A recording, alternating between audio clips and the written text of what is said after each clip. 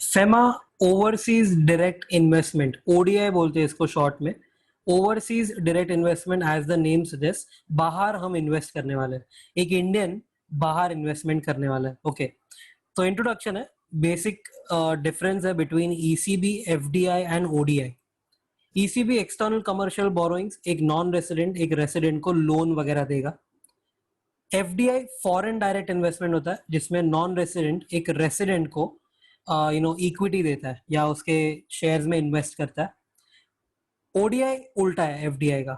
FDI का उल्टा है, मतलब इसमें रेसिडेंट है जो एक नॉन रेसिडेंट के कंपनी में या एक कंपनी बाहर जाके फॉर्म करता है bye way of investment in equity shares वगैरह एंड इवन लोन्स एक्सेट्रा। मतलब एक रेसिडेंट इन्वेस्टमेंट कर रहा है या लोन दे रहा है बाहर वाले को। Now we are going to study the third part.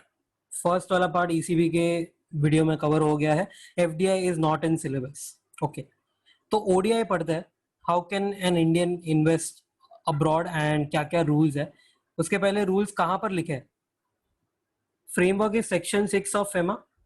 Section 6 में लिखा है कि RBI has the power, and RBI ने फिर ये रेगुलेशन बना दिया, फॉरेन एक्सचेंज मैनेजमेंट, ट्रांसफर और issue of any foreign security regulations 2004। अब उसमें लिखा है, थोड़े बहुत डेफिनेशन है पहले। What is direct investment outside India? तो डायरेक्ट इन्वेस्टमेंट आउटसाइड इंडिया मतलब एनी इन्वेस्टमेंट अंडर ऑटोमेटिक या approval route by way of the following three. Following three नहीं, फॉलोइंग टू ही है, थर्ड वाला तो एक्सेप्शन है। पहला, कंट्रीब्यूशन टू कैपिटल और subscription to MOA of a foreign entity. Basically एक न्यू एंटिटी फॉर्म हो रही है। न्यू एंटिटी कैसे पता चला? सब्सक्रिप्शन टू एमओए मतलब क्या? तो you are becoming a member ना, एमओए इज ऑन इनकॉर्पोरेशन। तो एक नई कंपनी फॉर्म की, या फिर purchase of existing shares signifying a long-term interest in a joint venture or wholly owned subsidiary abroad by way of private placement or via stock exchange। मतलब बाहर एक joint venture create किया या फिर एक होली ओन सब्सिडरी बना ली और उसमें इक्विटी इन्वेस्ट किया। अच्छा, इक्विटी कैसे इन्वेस्ट किया? तो प्राइवेट प्लेसमेंट से या तो स्टॉक एक्सचेंज से, अगर लिस्टेड रहेगा ना कोई भी कंपनी तो डायरेक्टली उसमें मैंने इन्वेस्ट कर दिया और एक जॉइंट वेंचर बना लिया, या फिर होली ओन सब्सिडरी मतलब पूरी कंपनी ही मैंने बाय कर ली 100%। दोनों भी यहाँ पर कवर हो जाएगा direct investment, but it won't include portfolio investment, क्योंकि उसके लिए ना there are separate rules. Portfolio investment मतलब क्या? मैं अगर एक कंपनी, एक सिंगल कंपनी का अगर मैं बाय करता हूँ ना, तो that is a direct investment. अगर मैं एक म्यूचुअल फंड में डालता हूँ अब्रॉड, तो that is called as portfolio investment, क्योंकि ये म्यूचुअल फंड है ना बाहर वाला, वो अलग अलग कंपनीज में डालने वाला है, तो that is not covered here. Second definition है फाइनेंशियल कमिटमेंट का, एफसी। फाइनेंशियल कमिटमेंट का मतलब है डायरेक्ट इन्वेस्टमेंट इन इक्विटी या लोन देना, या 100% ऑफ गारंटी या 50% of performance guarantee. Equity investment किया वो ठीक है, लोन दिया ठीक है, गारंटी भी दिया वो भी ठीक है कि भाई बाहर एक कंपनी है उसके लिए मैंने गारंटी दे दिया है, if that company does not repay I will repay. 50% of performance guarantee, ये क्या होता है? बाहर है ना मेरा एक जॉइंट वेंचर है, ये जॉइंट वेंचर अगर वीक परफॉर्मेंस करेगा ना, मतलब लेट्स से उसका प्रॉफिट आफ्टर टैक्स जो है ना वो ड्रॉप हो रहा है, एक अमाउंट के नीचे चला गया, या उसका ईपीएस ईपीएस अगर उसका समझो फॉल हो गया etcetera etcetera, that is called as weak performance. अगर वीक परफॉर्मेंस हुआ ना तो you are giving a guarantee कि भाई अगर इसने वीक परफॉर्मेंस किया ना तो हम इसके पैसे रीपे कर देंगे। मतलब ये जो जॉइंट वेंचर है उसने लोन लिया रहेगा किसी से, उसने डिबेंचर्स वगैरह से पैसा रेज किया रहेगा, उन सबको मैं पैसा रीपे कर दूंगा अगर वीक परफॉर्मेंस हुआ तो उसका सिर्फ 50% काउंट होने वाला है फाइनेंशियल कमिटमेंट में। वाई आगे अपन पढ़ेंगे। अच्छा, ये सब जो है इक्विटी, लोन, गारंटी और ये performance guarantee, this is by an Indian party to और फॉर एन ओवरसीज जेवी और होली ओन सब्सिडरी। मतलब एक इंडियन पार्टी है जो अपने जॉइंट वेंचर या होली ओन सब्सिडरी के लिए ये गारंटी दे रहा है या उसको लोन दे रहा है या उसमें इक्विटी इन्वेस्ट कर रहा है। एंड दिस ओवरसीज जेवी और होली ओन सब्सिडरी जो है ना, इट शुड बी फॉर्म्ड और registered as per foreign countries laws. Okay, ये इंडियन पार्टी लिखा है इधर, ये इंडियन पार्टी क्या है देखो, इंडियन पार्टी मतलब कंपनी, एलएलपी या firm registered in India in their respective acts, companies act, LLP act and Indian partnership act में वो रजिस्टर्ड होना चाहिए। एंड होस्ट कंट्री विदेश मतलब के country of incorporation of that foreign entity, बाहर जो तुमने कंपनी बनाई है या बाहर की कंपनी जो है वो कहां पर इनकॉर्पोरेटेड है उसको हम होस्ट कंट्री बोलेंगे। ओके, अब शुरू करते हैं कि ऑटोमेटिक रूट में ये एफडीआई या एफडीआई नहीं ओडीआई या एफसी करना है तो कैसे होता है। ODI overseas direct investment, FC मतलब फाइनेंशियल कमिटमेंट। अगर आउटसाइड इंडिया करना है तो Indian party can make investment overseas और it can undertake any financial commitment in overseas joint venture या wholly owned subsidiary as per RBI ceiling limits.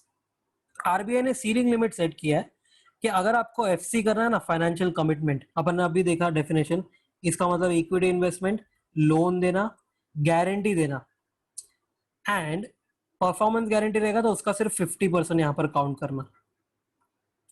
तो ये होता है फाइनेंशियल कमिटमेंट अगर तुमको अप टू $1 बिलियन और इक्विवेलेंट पर फाइनेंशियल ईयर करना है एंड साथ साथ में up to 400% of net worth मतलब paid up share capital plus free reserves of the Indian party as per the last audited balance sheet.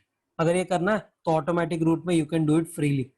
मतलब तुमको check करना है कि तुम्हारा जो कमिटमेंट है वो पर ईयर में $1 बिलियन के ऊपर नहीं जा रहा है। अगर ये साल मुझे $1 बिलियन तक करना है चलेगा, नेक्स्ट ईयर वापस 1 बिलियन करना है चलेगा, no problem.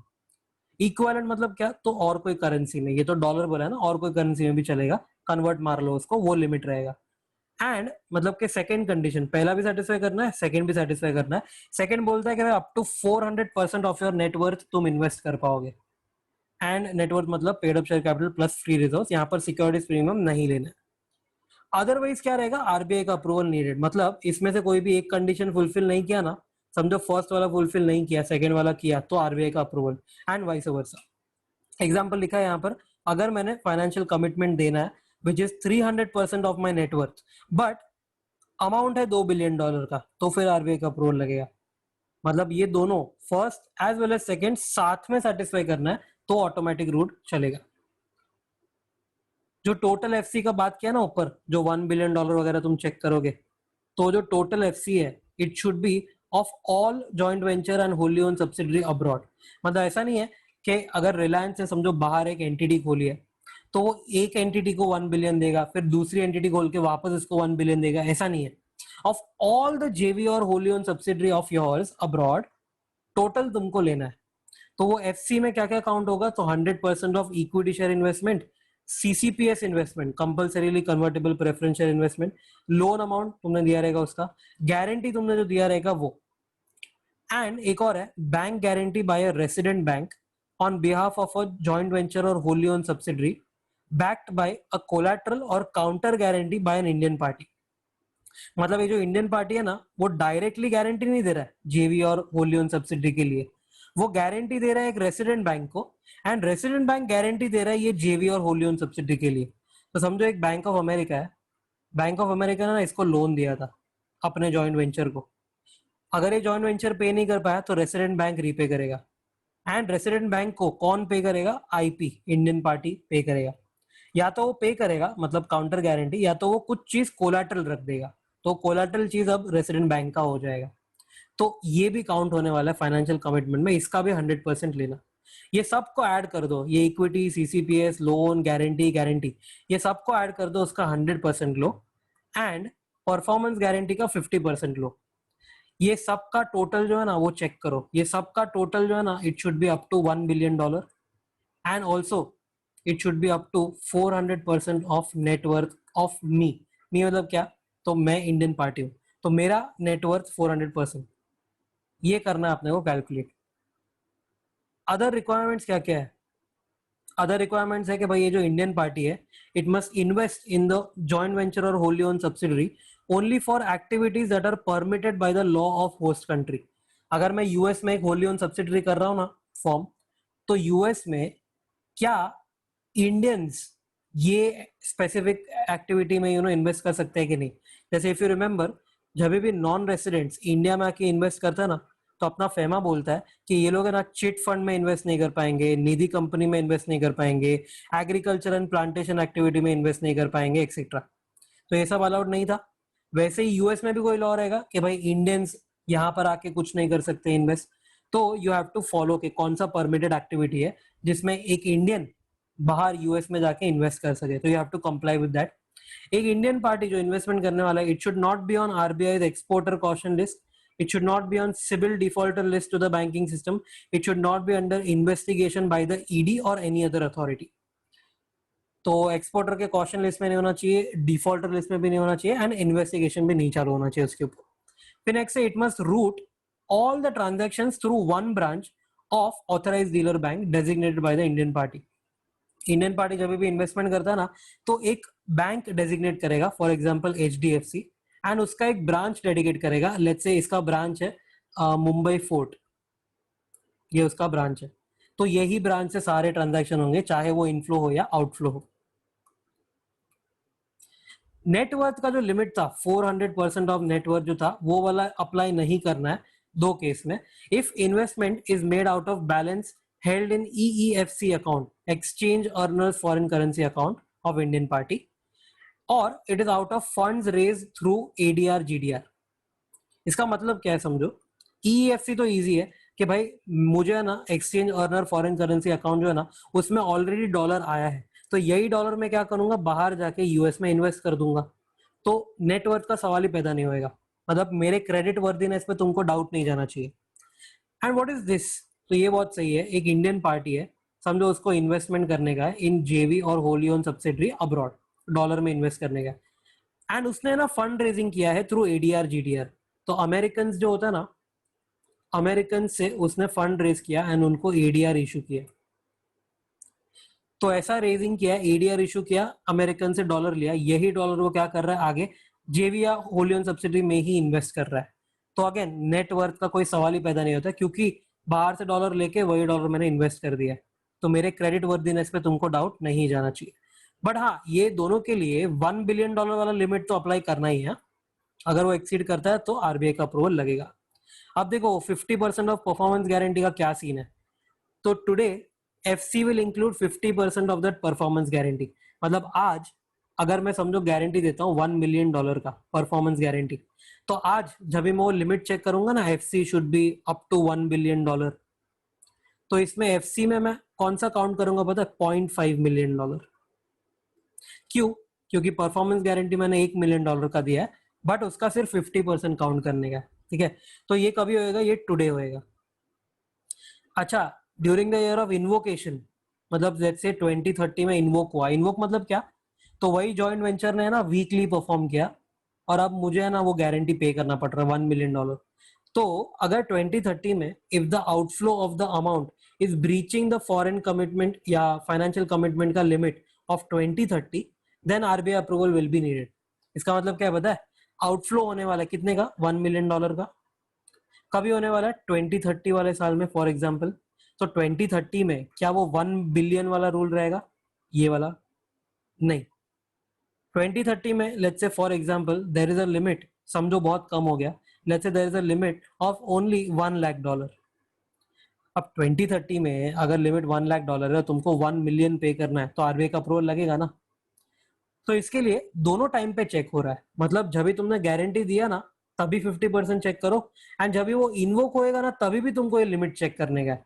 That is why RBI has given a relief कि हम सिर्फ 50% ऑफ परफॉर्मेंस गारंटी आज चेक करेंगे.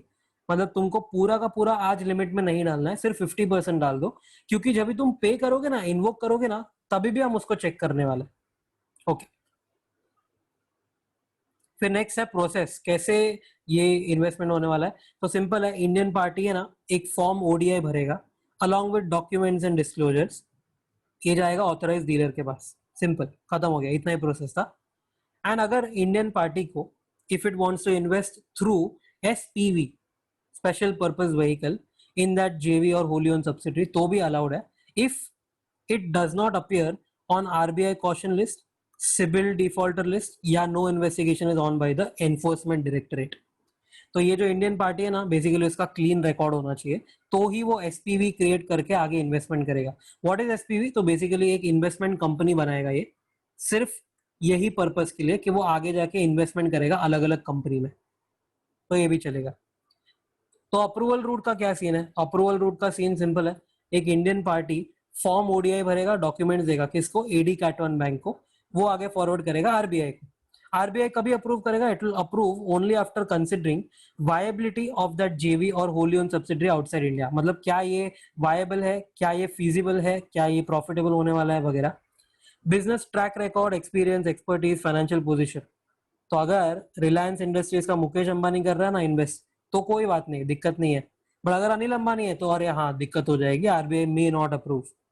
फिर contribution of investment of or the financial commitment to the external trade account or any other benefits accruing to India। अगर तुम ये बाहर इन्वेस्टमेंट कर रहे हो तो क्या इंडिया को कोई बेनिफिट है? क्या इंडिया को कोई डॉलर रिसीट्स होने वाला है? क्या तुम यहाँ से कोई चीज एक्सपोर्ट करोगे अपने होली ओन सब्सिडरी को, वो तुमको डॉलर देगा? डॉलर देगा मतलब अच्छा है ना इंडिया के बैलेंस शीट के लिए, इंडिया को तो चाहिए डॉलर आए। तो ये केस में क्या हो जाएगा, अच्छा हो जाएगा, इंडिया का एक्सटर्नल ट्रेड अकाउंट जो है ना, एक्सपोर्ट माइनस इंपोर्ट, वो शायद अच्छा हो सकता है। अगर अच्छा हो रहा है तो RBI is happy, RBI may approve your application. Okay, आगे बढ़ते हैं। फिर नेक्स्ट है prohibition on overseas direct investment या financial commitment abroad by any Indian party. अगर एक इंडियन पार्टी को बाहर ओडीआई या फाइनेंशियल कमिटमेंट देना है ना, तो प्रोहिबिशन है। But it is not exactly a prohibition, क्योंकि नीचे लिखा है कि अगर तुमको वो करना है ना तो आरबीआई का अप्रूवल लेके कर सकते। तो you can say it is a restriction on these activities. कौन से एक्टिविटीज है?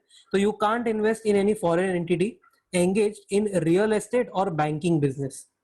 रियल एस्टेट और बैंकिंग बिजनेस में रियल एस्टेट जो है ना उसको डिफाइन किया है। Real estate will include TDR, transferable development right, but it will not include township, construction of residential या कमर्शियल प्रॉपर्टी, रोड या ब्रिजेस। मतलब क्या है इसका? तो ये तीनों है ना, ये तीनों अगर तुमको करना है ना तो इट इज अलाउड। अलाउड मतलब क्या? तो वो $1 बिलियन और वो सब तुमको चेक करना पड़ेगा लिमिट। ओके, बट अगर रियल एस्टेट में डाला मतलब other than these exceptions and even including TDR, तो क्या हो जाएगा? Transferable development right. अगर समझो मैं ऐसी कोई कंपनी में इन्वेस्ट करता हूँ फॉरेन एंटिटी में जो टीडीआर में डील करता है, तो अब दिक्कत हो जाएगी। अब तुमको कोई भी अमाउंट रहेगा ना, आरबीआई का अप्रूवल लगेगा ही लगेगा। एंड सेकेंड है investment in any foreign entity having direct or indirect equity holder as any Indian party. It cannot offer any financial products linked to INR. जैसे एग्जांपल फॉरेक्स डेरिवेटिव्स, फिर Indian market linked index etcetera, having cash settlement. बहुत सही concept है ये समझने का। ये इसमें ऐसा है कि एक फॉरेन एंटिटी है, समझो एक अपना रिलायंस है जो एक इंडियन पार्टी है, ठीक है। ये रिलायंस एक इंडियन पार्टी है, उसने है ना यूएस में एक होली ओन सब्सिडरी बनाई है विच इज कॉल्ड एज पब जियो। अब ये पब जियो जो है ना उसको हम ये बोलेंगे it is a foreign entity having direct और indirect equity holder as Indian party. मतलब ये पब जियो में कौन है equity holder? Indian party, Reliance Industries Limited. अगर इसको कोई प्रोडक्ट ऑफर करने का है, कौन सा प्रोडक्ट ऑफर करेगा ये? Any financial product linked to Indian rupee, तो क्या है? Not allowed. मतलब आरबीआई का अप्रूवल लगेगा तो ही अलाउड होगा। ना व्हाट आर दीज प्रोडक्ट्स? तो देखो रूपी के रिलेटेड ना बहुत सारा प्रोडक्ट्स हो सकता है। जैसे एक है फ्लोटिंग रेट का बॉन्ड्स। फ्लोटिंग रेट बॉन्ड्स में क्या होता है पता है? कूपन या इंटरेस्ट पेमेंट होता है ना, फिक्स्ड नहीं होता है। तो वो क्या बोलता है पता है? रूपी अगर अप्रिशिएट हुआ ना तो इंटरेस्ट रेट बढ़ जाएगा, रूपी कम हुआ तो इंटरेस्ट रेट कम हो जाएगा। या फिर कोई टाइप का इंडियन मार्केट रहेगा ना, जैसे फॉर एग्जांपल निफ्टी, तो ऐसा बोलेगा निफ्टी अगर ऊपर गया ना तो इंटरेस्ट रेट ऊपर जाएगा, एंड वाइस वर्सा। कोई भी ऐसा इंस्ट्रूमेंट जिसमें कैश सेटलमेंट होता है। कैश सेटलमेंट मतलब क्या? तो बेसिकली एक कैश आउटफ्लो होगा, कैश फ्लो होने वाला है। मतलब कोई चीज डिलीवरी नहीं करना अपने को, you don't have to deliver any product, you have to deliver cash, मतलब पैसा पे करना पड़ेगा। तो ऐसे प्रोडक्ट्स नॉट अलाउड। बट अगर करना है तो आरबीआई का अप्रूवल ले लो। इधर तक अपन ने ना इंडियन पार्टी पढ़ा था। अब अदर देन इंडियन पार्टी कौन होता है? एक इंडिविजुअल बच गया ना। तो अगर एक पर्सन रेसिडेंट इन इंडिया है, वो इंडिविजुअल है, then he can invest in equity shares और CCPS, compulsorily convertible preference shares of abroad joint venture और होली ओन सब्सिडी। तो बाहर की जॉइंट वेंचर या होली ओन सब्सिडी में ये इन्वेस्टमेंट कर सकता है। एंड लिमिट क्या रहेगा? तो it will be under LRS, liberalise remittance scheme, which is of 2.5 lakh per year. And if you remember, current account transaction के सारे ट्रांजैक्शन, फिर कैपिटल वाले सारे परमिसिबल जो भी थे दोनों में, एंड साथ साथ में अब ये भी आ जाएगा, ये सब का मिला के 2.5 लाख होता है। ऐसा नहीं है कि करंट के लिए 2.5 लाख, उसके बाद कैपिटल के लिए 2.5 लाख, नहीं, ईयरली कुछ भी करना है करो, 2.5 लाख के ऊपर इंडिविजुअल्स को नॉट अलाउड है। ओके, फिर लास्ट पॉइंट है जनरल परमिशन फॉर पीआरआई। अब इसमें है ना कोई भी पर्सन आएगा, एनी पर्सन, चाहे इंडिविजुअल हो, कंपनी हो, फर्म हो, एलएलपी हो, for sale or purchase of the following, it will be freely allowed. And by freely allowed, I mean here you don't even have to check that $1 billion वाला rule, ये भी check नहीं करना है तुमको, वो नेटवर्थ वाला रूल भी चेक नहीं करना है तुमको, आरबीआई का अप्रूवल भी नहीं लेना, नथिंग, एकदम फ्रीली अलाउड। और इसका रैशनल क्या है? रैशनल यही है कि भाई इंडिया से ना डॉलर बाहर ही नहीं गया। जैसे फॉर एग्जांपल पहला, purchasing anything out of RFC account funds. RFC account मतलब क्या होता है? Resident foreign currency account. वो अकाउंट खुद डॉलर्स में मेंटेन किया है तुमने, ऐसा नहीं है कि तुम अलग से डॉलर बाय कर रहे हो, तो डॉलर में ऑलरेडी अकाउंट मेंटेन है, तो वही मुझे डायरेक्टली भेजना है ना बाहर। ऐसा नहीं है कि मैं डॉलर बाय करके बाहर भेज रहा हूँ। So this will be freely allowed. Bonus shares अगर मुझे मिला, bonus share received on current holding of foreign currency shares, बाहर के शेयर्स मैंने होल्ड किया, उसके ऊपर मुझे बोनस मिला, फ्रीली अलाउड, कोई मुझे नहीं रोकेगा। And I have purchased when not permanently person resident in India out of forex sources outside India. मतलब मैं ना बाहर का हूं, बट मैं इंडिया आया हूं, I am person resident in India but not permanently, and मैंने ना बाहर के ही अकाउंट से, मेरे ही यूएस के अकाउंट से मैंने कोई शेयर्स बाय किया है यूएस में, तो freely allowed. And of course sale of those will also be freely allowed, तो ऊपर के तीनों है उसके शेयर्स को अगर बेचना है तो भी freely allowed. What is not permanently resident in India? तो not permanently resident in India का मतलब है I am a person resident in India only for employment of a specified duration any length, let's say for example 4 साल। तो अगर मैं job के लिए आया हूं 4 साल के लिए, तो I am not permanently PRI, क्योंकि मैं 4 साल बाद निकल जाऊंगा। और I have come for a specific job और assignment with a duration of up to 3 years। मतलब देखो इधर क्या था, इधर है ना मैं जॉब के लिए आया हूँ इंडिया में, मतलब इंडिया में मैं जॉब करूंगा या जॉब ढूंढूंगा। बट सेकेंड पॉइंट क्या बोलता है पता है? मैं यूएस में ही एम्प्लॉयड हूँ, मैं यूएस से खाली इंडिया आया हूँ एक पर्टिकुलर काम करने के लिए, नॉट फॉर अ जॉब, मतलब नॉट लिटरली एम्प्लॉयमेंट के लिए नहीं आया हूँ मैं। तो ये रहेगा, तो फिर 3 साल तक का केस होना चाहिए, then you are not permanently PRI. तो फॉर एग्जाम्पल समझो डोनाल्ड ट्रंप है, डोनाल्ड ट्रंप है ना, he is employed by Google USA, ठीक है, गूगल यूएसए का वो एम्प्लॉयड है। तो गूगल यूएस वाला डोनाल्ड ट्रंप जो है ना, उसको इंडिया एक असाइनमेंट के लिए भेजा, किधर भेजा उसको? इंडिया में, समझो मुंबई भेजा उसको, एंड बोला है कि भाई तुम्हारा ये असाइनमेंट है, ये 3 साल तक अप टू 3 years का तुम्हारा ड्यूरेशन है, उसने में करके वापस आ जाओ। तो डोनाल्ड ट्रंप ने क्या किया पता है? He is not permanently PRI ना, तो उसने अपने यूएस के अकाउंट से एक यूएस की कंपनी में इन्वेस्ट कर दिया पैसा, तो that is freely allowed. RBI कौन होता है रोकने वाला? Freely allowed. ओके, तो ये था ओडीआई, ओवरसीज डायरेक्ट इन्वेस्टमेंट।